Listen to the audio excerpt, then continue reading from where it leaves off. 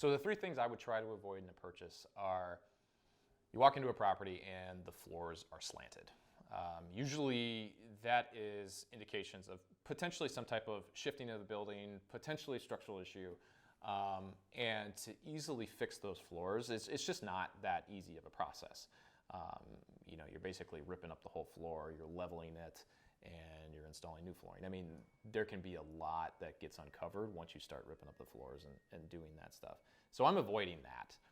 Second one I'm avoiding is in Chicago, there was an era between like early 2000s to late 2010 when a lot of these builders were using a cheaper building material, and it's called split face block.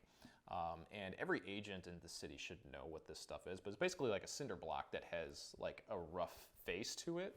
And they used this material because it was cheaper and they could build faster or whatever.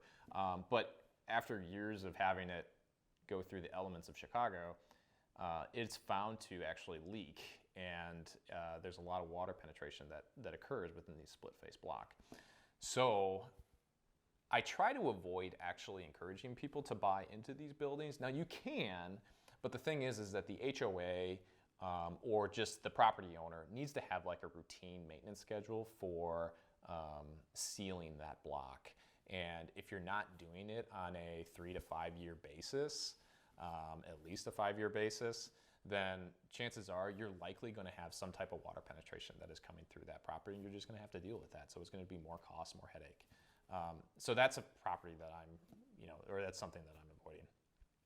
The last one is probably buying a condo that has no reserves, and you can tell that the property has deferred maintenance. So if the roof is old, or if there's a lot of brick tuck pointing that needs to be done, if those are big ticket items on a lot of condo buildings, and if there's no reserves within that HOA, then chances are you, as the new buyer, are going to be paying a lot more money than you were anticipating.